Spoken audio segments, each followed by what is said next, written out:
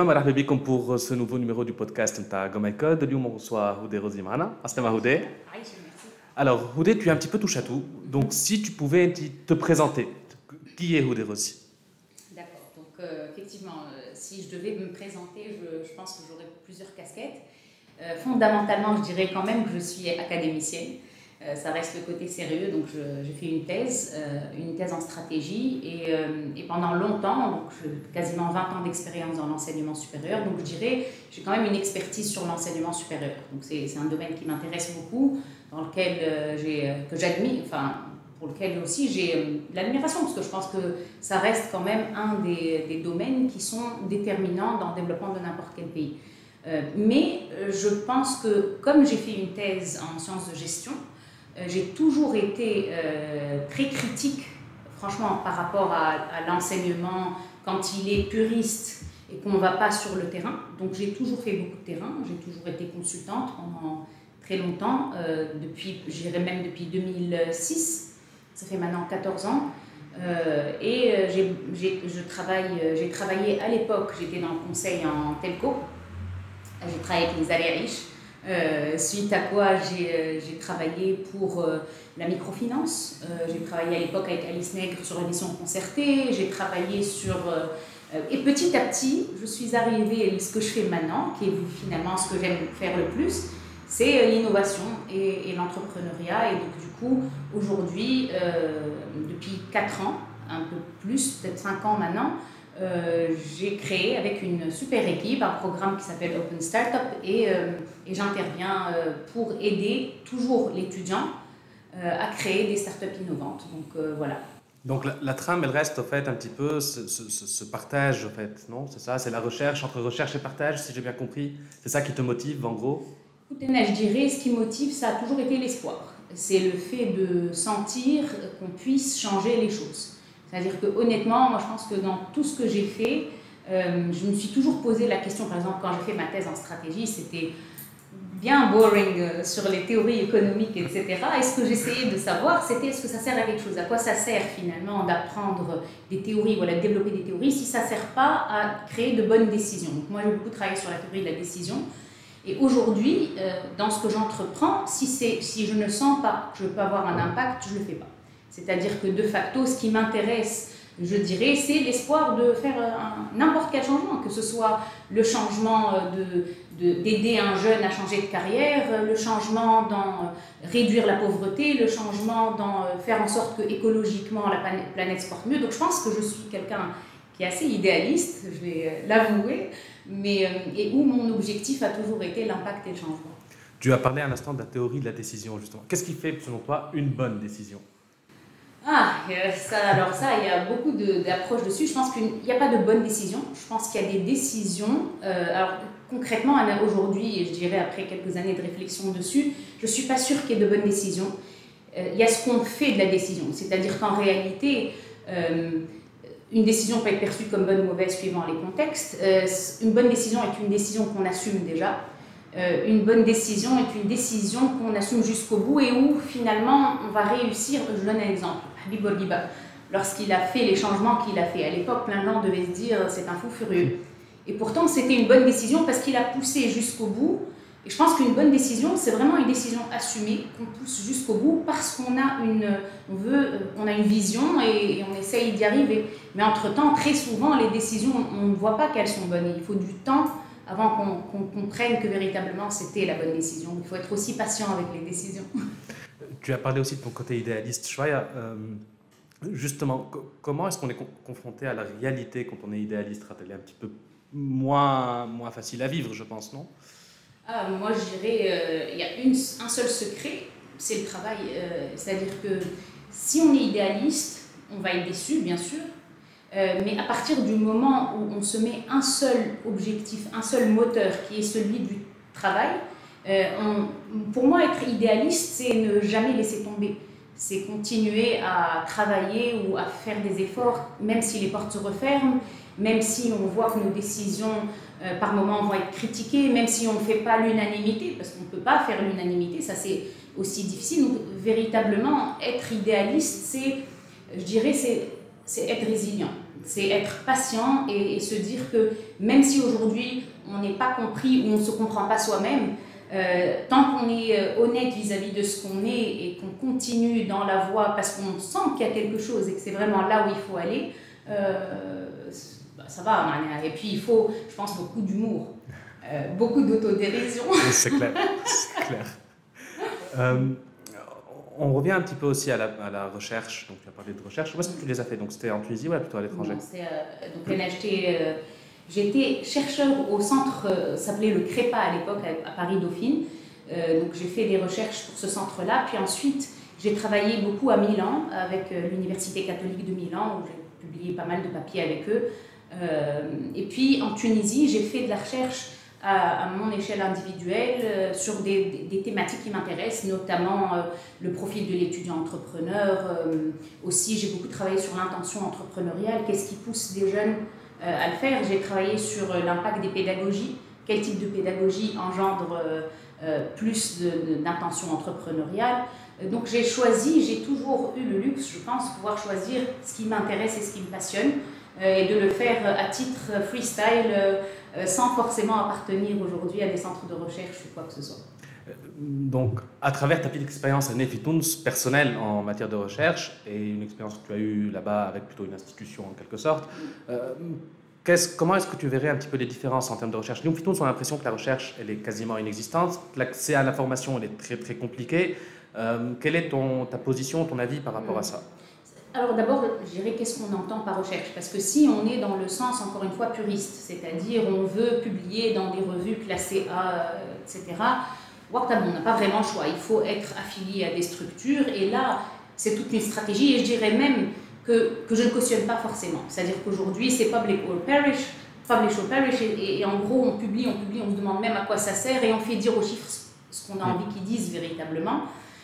Et puis, par contre, ce qui est intéressant, et là où en Tunisie, il y a vraiment un gap, c'est vraiment de la recherche beaucoup plus simple. C'est-à-dire que ce n'est pas la peine d'aller vers vraiment des modèles statistiques sophistiqués, c'est se poser des questions basiques du type, un exemple, aujourd'hui, comment est-ce qu'on définit la jeunesse tunisienne? Quelle est-elle? À quoi ressemble-t-elle? Quelles sont ses aspirations? Où est-ce qu'elle se dirige? Comment est-ce que cette jeunesse imagine l'enseignement dans le futur? Est-ce que dans le futur, il y a une place pour l'université? Est-ce que demain, il n'y aura que des go my code et des formations courtes? C'est-à-dire, aujourd'hui, véritablement, quand on prend la jeunesse, et les Loum Afitoun, ça le représente, je ne sais plus le chiffre, mais je crois que c'est genre autour de 7 millions, tu dis, on ne sait rien. Donc, pour moi, bien sûr qu'il manque énormément on n'a pas de data et on n'a pas non plus de personnes qui veulent vraiment essayer de faire ce travail-là de manière... je dirais honnête, parce que aussi la recherche doit être intellectuellement honnête pour qu'on essaye vraiment de comprendre la data au mouche, de la transformer comme on a envie qu'elle parle en fait. On revient un petit peu aussi sur ton parcours dans l'enseignement. Donc tu as été enseignante, tu l'es toujours? Oui. D'accord. Voilà. Et comment tu t'es retrouvée là-dedans? Qu'est-ce qui t'a poussé à aller dans ce choix-là à un moment donné? Je vais vraiment te décevoir. Je ne fais pas du tout partie de ceux qui ont choisi. Exactement. Je fais partie de ces jeunes qui étaient perdus. Et donc je pense que quelque part, c'est pour ça qu'aujourd'hui la jeunesse m'intéresse beaucoup, parce que j'ai jamais eu... je savais que j'aimais bien donner. Je me souviens quand j'étais petite, je donnais des cours à mes nounours. Donc c'est que quelque part il devait y avoir quelque chose, mais j'ai jamais été... Je me souviens quand j'ai fait mon master, j'avais vraiment de bonnes notes, donc mon prof m'a appelé, Khalil, écoute, tu as la possibilité d'avoir une bourse, est-ce que tu veux faire une thèse? Je me souviens, je lui ai dit, c'est quoi ce truc, c'est quoi, je sais pas, moi je n'ai même pas de sujet. Donc je l'ai vraiment fait accidentellement, je dirais. Mais je pense que j'avais quand même des prédispositions dans le sens où pour faire une thèse, il faut être vraiment studieux. J'ai toujours été studieuse et il faut être résilient. Et je pense être quelqu'un d'assez résilient. Donc du coup, mais véritablement, ça n'a jamais été oui, j'ai toujours voulu ça. J'avais pas de rêve. Très franchement, j'étais assez perdue comme personne. J'avais pas d'ambition particulière. Je savais juste que j'aimais travailler, que j'aimais donner aux autres et je me suis construite. Et je continue à me construire. Chemin faisant, par exemple, au niveau de ma carrière, à 35 ans, j'ai commencé à comprendre ce que je voulais faire. D'accord. C'est assez tard quand même. C'est très tard. Aujourd'hui, j'ai 41 ans. Il m'a fallu beaucoup de temps. Entre-temps, je me suis amusée, j'ai fait plein de choses différentes. Je pense, je me suis donné aussi la capacité d'avoir un peu de muscle dans ma tête pour pouvoir réfléchir. Mais non, je n'avais aucune idée. Et je pense qu'aujourd'hui, c'est important de dire aux jeunes aussi que c'est pas grave, que chacun a son rythme, qu'on n'est pas obligé de savoir et que les schémas, très souvent, on voit des jeunes hype, ils sont là à dire « Eh nana, je sais ce que je veux ». Non, je pense que le plus important, c'est de faire des choses, de se tromper, de modifier, de se dire bah tiens ça finalement j'aime pas, ça j'aime, et de se donner la chance de s'amuser tout au long de ce parcours-là. Je dirais vraiment c'est je me suis amusée dans tout ce que j'ai fait. Et ça fait que la route était finalement, même si j'étais perdue, c'était une route perdue et sympathique. Mais tu as duré quand même dans l'enseignement, ça fait plusieurs années que tu enseignes, oui. Donc c'est qu'il y a un côté un petit peu qui t'a plu dans ça, non? Oui, écoute, moi j'aime bien, je pense être quelqu'un d'assez intellectuel, donc j'aime bien faire travailler mon esprit, j'aime bien me questionner, j'aime bien apprendre, j'adore apprendre. Et donc l'enseignement, et ça me collait maintenant par exemple, de par le fait que maintenant je travaille un peu plus, un travail je dirais plus classique, c'est bien de prendre des fois le temps de s'installer sur une chaise, de lire et juste d'absorber des concepts, de comprendre des choses, de se donner un moment pour prendre du recul. Quand on travaille très souvent, on est dans du daily business et on se rend compte que est-ce qu'on a nourri notre esprit? Est-ce qu'on s'est donné la possibilité de réfléchir notre méthode, nos modèles? Est-ce qu'on est en train de regarder c'est quoi les best practices? Et ça, c'est super important. Donc oui, j'ai duré dans l'enseignement parce que je pense que l'enseignement est une discipline. C'est une discipline et qui permet de prendre de meilleures décisions, qui permet d'être plus solide aussi dans n'importe quel... parce que c'est très facile de parler en étant léger et sans rien dire. Ce qui est important quand même, c'est lorsqu'on décide de parler ou de prendre une position, c'est de le faire en étant conscient de ce qu'on dit, en ayant lu des choses, en étant quand même un minimum solide. Et tu as parlé d'un déclic donc à 35 ans, enfin tu as parlé tu as trouvé ta voie plus ou moins à 35 ans. Quel a été le déclic qui t'a permis de savoir où tu voulais aller à ce moment-là? C'était quoi le truc? Alors si elle m'entend, je dirais c'est Rim Bawandi. Et des fois dans la vie on rencontre des personnes. Rim a toujours été ma voisine, Miliah Nasrar, Libya. Et je me souviens, moi je viens d'une famille fort sympathique, mais où je dirais le mot catastrophe dit c'est une catastrophe, tout est catastrophique, tout est dramatique. Et après la Révolution, je me souviens, je voyais plein de gens très pessimistes autour de moi. Et je me souviens, je regardais Rim qui s'agitait, qui faisait des choses et tout. Et donc j'ai pris contact avec elle, je lui ai dit écoute Rim, ça a l'air sympa ce que tu fais, et on fait des choses ensemble. Et on a démarré comme ça. Donc c'était un cours d'innovation sociale à l'IHEC. Et je dirais, ça a été, j'ai pas dormi. Je me souviens, je me suis installée sur mon bureau à 11h, je pensais que mon cours était prêt. Et j'ai réalisé à 6h du matin que j'ai refait tout le cours parce que tellement passionnée, les votes, j'avais pas fait assez bien. Et de là, c'était parti comme ça. Et ça a été de découvrir l'innovation sociale, de découvrir qu'on était dans un pays qui avait beaucoup de challenges, de découvrir qu'il y a des méthodes, de découvrir qu'il y a 20 ans en arrière, les Américains ont déjà trouvé des méthodes pour trouver des façons de trouver des solutions innovantes. Et ça a été 5 ou 6 ans récemment, je dirais depuis 2014, donc 6 ans, d'une aventure non-stop. On a fait tellement de choses. On a travaillé sur des programmes d'impact, on a pondu des cours, on a aidé des équipes, on a travaillé Fitounes à l'international, on a fait le Liban, et ça a été vraiment un tsunami dans lequel, oui, aujourd'hui, je pense être un entrepreneur social. Si je devais me définir, un entrepreneur social qui fait un peu d'académique. Justement, c'est quoi ta définition d'entrepreneur social, si tu devais la définir ça? C'est vraiment quelqu'un qui n'accepte pas la réalité et qui essaye de trouver une solution innovante, quelle qu'elle soit, pour essayer de changer cette réalité. D'accord. Et donc, OST, c'est inscrit aussi dans ça? Avec OST, c'est oui, bien sûr, OST, c'est un bébé qui aujourd'hui est en train de devenir un adolescent ou une adolescente. On ne sait d'ailleurs pas si c'est une fille ou un garçon. En fait, OST, c'est quoi? C'est un programme qui dit, en gros, c'est un pied de nez à une réalité qui consiste à dire que le jeune est un coût et c'est liability. Non. Le jeune, c'est une compétence et le jeune, quand on le met dans un contexte particulier, il devient un incroyable actif. Et donc OST, ça a été de se dire qu'est-ce qu'on peut faire pour qu'un jeune passe de il est motivé à il crée quelque chose ou il fait partie d'une expérience. Et ça a été vraiment pendant les 4 dernières années un gros travail avec une équipe incroyable, avec une communauté incroyable et une générosité. Et là, vraiment, il faut saluer alors, la générosité que l'écosystème a. Autour de moi, les gens qui nous ont aidés sur ce programme-là, j'ai une centaine de noms à l'esprit de personnes qui ont donné de leur temps, qui ont donné عباد كيما خالد بن جيلاني عباد كيما زياد وسلاتي عباد كيما خالد حنيوي عباد كيما الفونداسيون بيات. Il y a tellement de noms de personnes, et d'ailleurs je ne veux même pas les citer. Et donc aujourd'hui, ça a été de prendre ce jeune et de le mettre dans un écosystème. Un écosystème bienveillant, positif, travailleur, qui a des principes. Et de là, on en sort pas seulement des entrepreneurs, parce que souvent les gens disent « Ah, OST, c'est l'entrepreneuriat ».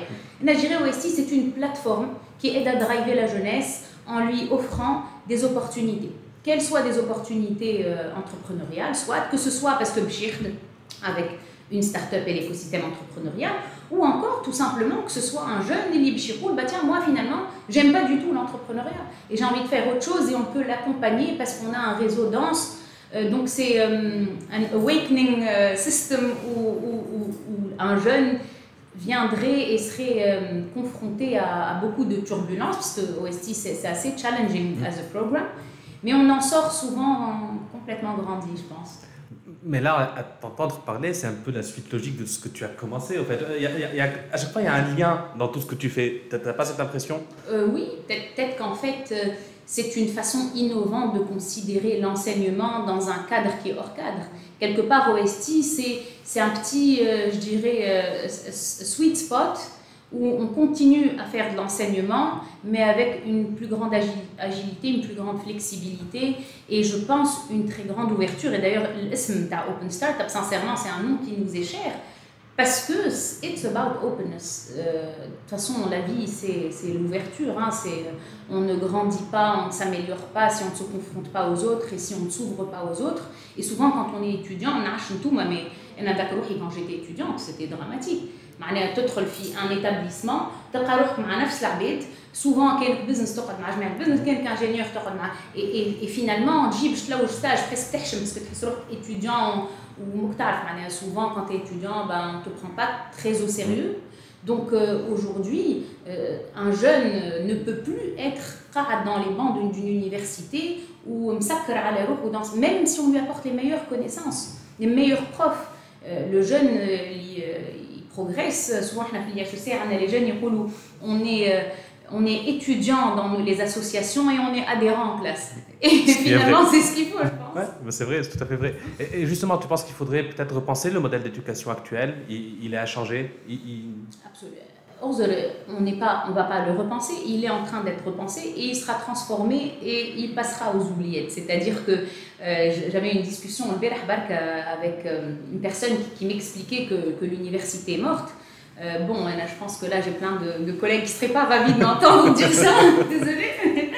Mais oui, c'est clair. Allez, bon, après, les sciences pures seront toujours là. Il faudra garder des gens qui sont... Très souvent, on parle de manière légère, on dit oui, tout va changer. Mais la réalité, business analytics, la recherche, qui continuent à faire de la recherche, la finance sera toujours là, fundamentals, ils seront là. Par contre, l'université, aujourd'hui, elle est mise à rude épreuve, parce qu'il faut qu'elle crée de la connaissance plus rapidement. Il faut qu'elle intéresse un jeune, le jeune, il y a la YouTube, Instagram et X et Y, donc en tant qu'université, soit tu vas vraiment l'intéresser ce jeune-là, soit il ne va pas plus te donner de son temps. Il va falloir avoir probablement des modèles de formation plus courtes. Le jeune, ne fait plus carrière dans une boîte, qui fait carrière pendant 20 ans. Le jeune, il va passer 3-4 ans et puis il va passer d'un projet à l'autre et puis il fera peut-être du design et après le design, je peux dire, ah bah tiens, maintenant je veux faire de la fintech. Donc il va falloir l'abreuver en formation qui sont disruptives, où on apprend rapidement, où on ne passe plus 4 ans dans une université. Ça ne marchera plus.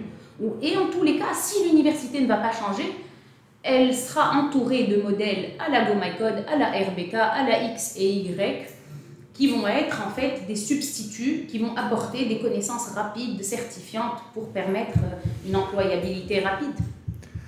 On revient à OST. Quel bilan est-ce que tu en fais après 4 ans maintenant, c'est ça? Alors, je me suis toujours posé la question de est-ce que moi j'aime bien prendre mon temps, donc je me demande si j'ai pas pris beaucoup de temps avant de scaler. Le bilan, c'est alors c'est une réussite, mais j'aime toujours me remettre en question et jamais me dire ah c'est bon, je pense qu'il y a tellement à faire encore. C'est un super premier pas. Oui, c'est une réussite pour 4 ans l'Impact Report montre quand même des résultats intéressants, mais je pense que c'est le début de l'aventure. Il y a tellement de choses à faire. Comme travailler sur la communauté, comme travailler sur la formation supplémentaire. Faire juste un parcours d'entrepreneuriat, c'est pas suffisant. Comme bien comprendre le profil des personnes qui sont avec nous pour pouvoir mieux les aider dans leur parcours de vie, je dirais même pas d'employabilité, dans un parcours de vie. Parce que le jeune, c'est le nerf de la guerre. Ma femme a hatta bled qui se développe si sa jeunesse est malheureuse. Enti qui عندك أهم حاجة في بلاد اليوم منين جاية l'énergie? La jeunesse. La jeunesse. Si ta jeunesse est malheureuse, si ta jeunesse est mal dans sa peau, si ta jeunesse n'a pas d'espoir, si ta jeunesse...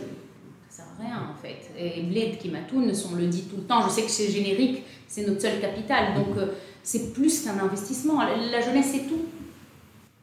Wendy, quand justement tu es toujours avec ces jeunes-là, quoi, plus ou moins, que ce soit dans l'enseignement, que ce soit avec OST, voilà, même à travers tes différentes expériences, est-ce que tu sens une évolution dans le mindset de ces jeunes-là, justement? Aujourd'hui, ils veulent entreprendre, tu penses, dans leur esprit, l'entrepreneuriat occupe une place importante? Alors écoute, ils sont plus internationaux, ils sont, alors là, l'anglais est devenu leur langue, ils sont digitalisés à fond. Ils sont beaucoup plus actifs, je dirais. La révolution a eu du bon aussi sur la jeunesse. Et je pense qu'ils challengent le corps professoral. J'estime que la vraie question, c'est est-ce que le corps professoral va être au niveau de cette jeunesse qui est absolument fantastique.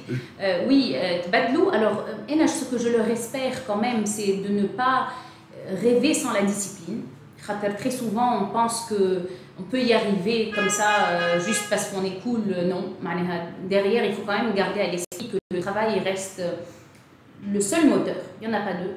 Il n'y a pas la discipline qui va avec, il n'y a pas les values qui vont avec. Franchement, c'est difficile d'y arriver. Et ça, c'est important de donner ce message-là aux jeunes. Et puis, est-ce qu'ils ont changé? Oui, et fort heureusement, ils ont changé. Ils nous forcent nous-mêmes à nous améliorer et à changer. Et je pense qu'une jeunesse équilibrée va pousser les pouvoirs politiques, va pousser les pouvoirs économiques, va pousser un pays à être plus créatif pour répondre à cette énergie débordante. Justement, tu parlais, tu ne te sens pas parfois un petit peu déphasé, un petit par rapport aux jeunes que tu as? Non, ça va. Tu arrives à te mettre à jour assez régulièrement? Franchement, ça dépend sur quoi. Sur des aspects tech, etc. On est entouré de Abed mais non, après ça dépend des dates. Et la vérité, je me suis toujours sentie très jeune, toujours dans ma façon de m'amuser ou dans ma façon d'être. Donc j'ai toujours été très proche des jeunes. Donc si j'étais mal à l'aise, je pense que je ne serais pas restée là où je suis. Donc non, je ne me sens pas du tout dépassée. J'adore être entourée de jeunes et je me sens jeune, même si je ne le suis plus trop. Non, la jeunesse est un état d'esprit, donc tu l'as a priori, tu as ce mindset. J'espère. Donc les prochaines étapes pour OST, c'est quoi les prochaines étapes qu'on va voir d'OST? D'accord. Donc OST, c'est, je dirais, plusieurs prochaines étapes en même temps. C'est OSTX, le programme où on est en train de développer des mini-OST au sein des 15 rectorats sur le territoire tunisien. C'est un projet qui est l'idée par Sihim Larif ou Abdeslam Bouarada. C'est un projet ambitieux où on a déjà fait un pilote de 3 universités. Là, on va rajouter 4 autres. OST, Open Tunisia, je dirais. Aujourd'hui, le brand, c'est Open Tunisia. Il fait OSTX. et OST qui devient le programme de pré-incubation, qui est l'idée par Fatma Naboltan et Ndiye Fashishi. Et ça va être vraiment d'offrir de la pré-incubation pour les startups les plus innovantes. Si on pouvait juste expliquer la bête de Jorlina qui ne comprennent pas chemin de pré-incubation, si tu pouvais donner je savais, à l'époque, quand il y a OST, il des équipes, مشيو لبيات لابس. قالوا لنا اسمع بهين vos équipes à Marsa vont un peu plus costaud. La pré-incubation, c'est une phase où on passe en quelque sorte de compétition university-like à de l'incubation. C'est-à-dire véritablement, on arrive à avoir un minimum viable product idéalement et on fait en sorte qu'on facilite le travail d'un incubateur banal. D'accord. Voilà. Et puis au OpenTunis, c'est aussi, je dirais, un gros travail sur la communauté et un travail d'internationalisation parce que nos ambitions, c'est clairement d'aller au-delà de la Tunisie, sur la zone MEA, Middle East and Africa, parce que véritablement, un jeune Lyouma, tu ne lui vends pas aussi le rêve de l'international et la possibilité d'imaginer d'autres marchés. Très vite, et donc du coup, nous, on accompagne ce jeune-là dans ce rêve. Lyouma, souvent, quand on a interrogé notre communauté, très souvent, il dit oui, on aimerait bien pouvoir imaginer une start-up à l'international. Or, combien de jeunes véritablement ont des visas et ont pu voyager? Quand on ne voit pas quelque chose, est-ce qu'on est capable de s'identifier à ce qu'on ne voit pas? Donc du coup, créer aujourd'hui un corridor entre la Tunisie et des pays comme je sais pas moi, le Sénégal, le Maroc, l'Égypte. Aujourd'hui, si tu as je sais pas moi, 21 ans et que tu arrives à travers un cursus qui m'a OST à voir des like-minded ventures qui font la même chose dans d'autres pays, l'international, ça devient quelque chose qu'on imagine et donc dans lequel on se projette et donc on arrive à accomplir. Génial, c'est de beaux programmes qu'on attend avec impatience, d'OST. Vous êtes, comme avec OST, entouré de startups ou de futures startups en devenir.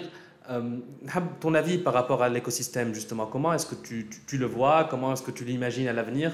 Tu penses qu'on parle beaucoup, on parle à la Tunis, c'est aujourd'hui le lieu des startups dans la région, le lieu privilégié. Est-ce que tu penses que c'est le cas ou pas? Écoute, je pense que l'écosystème Lyouma, alors je dirais l'évolution, l'écosystème BDF Tunis comme étant une des plus belles histoires. C'est-à-dire que quand on sort d'une révolution et qu'on a plein de gens qui se mettent autour d'une table et qui créent le Startup Act, par exemple, pour prendre que cet exemple-là, ça montre quand même qu'il y a des personnes qui se mettent ensemble pour l'intérêt commun. Aujourd'hui, comme tout écosystème, il va y avoir ce qu'on appelle de la compétition. C'est-à-dire, logiquement, plus de fonds, donc plus de compétition, plus de positionnement, plus d'acteurs.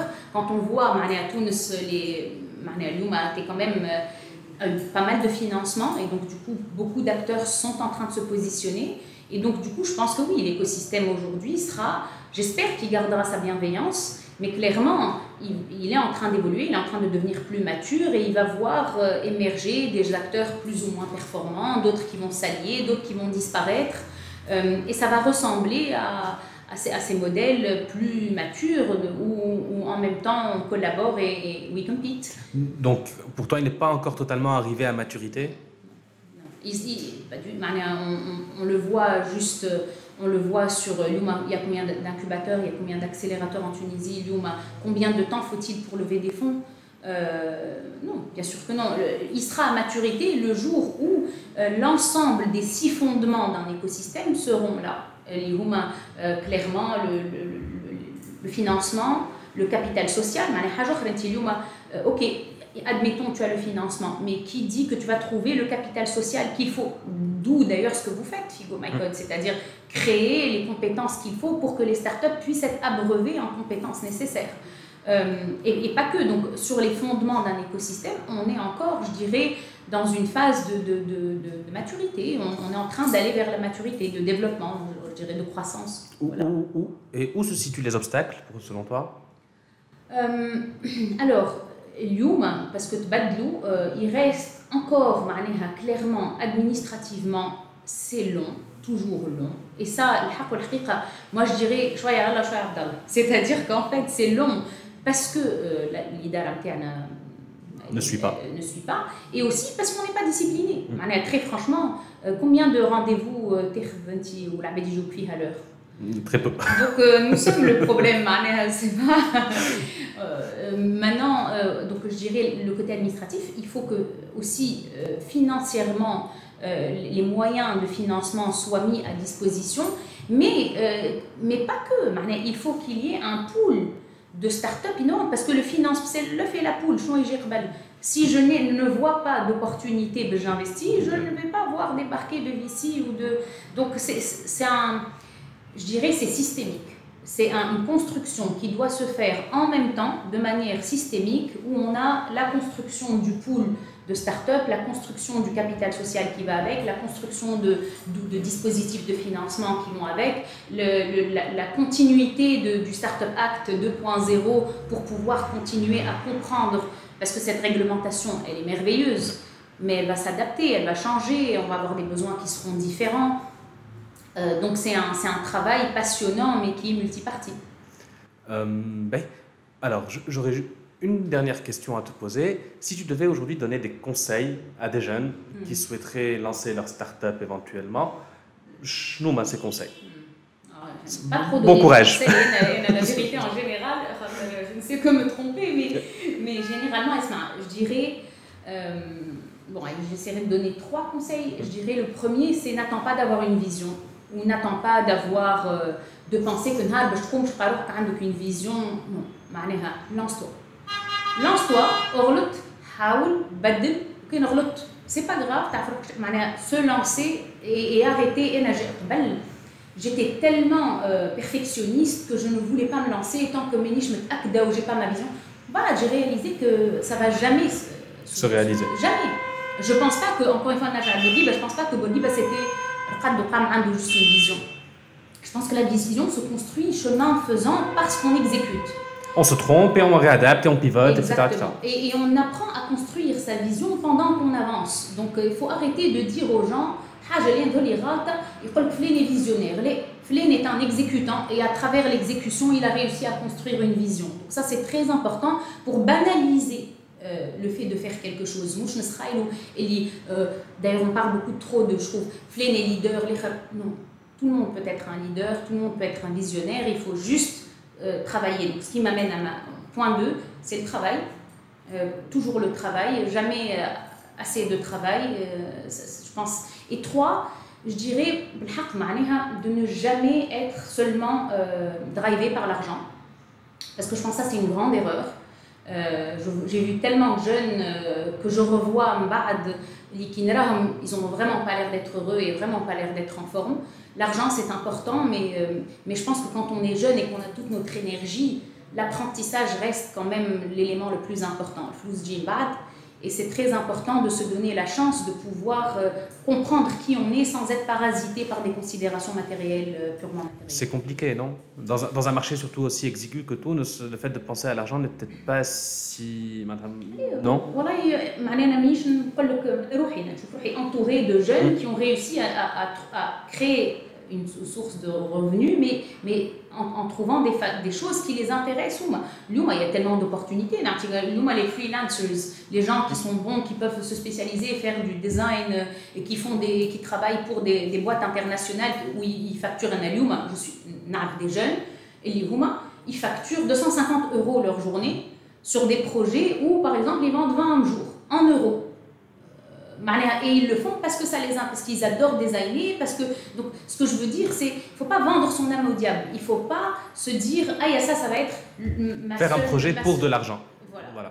Il faut bien sûr trouver un moyen de faire de l'argent, mais en se posant quand même la question de où est-ce que je vais pas m'ennuyer, parce qu'il n'y a pas pire, on meurt à petit feu quand on s'ennuie, et je pense que ce qu'il faut faire le plus urgent, c'est de vivre.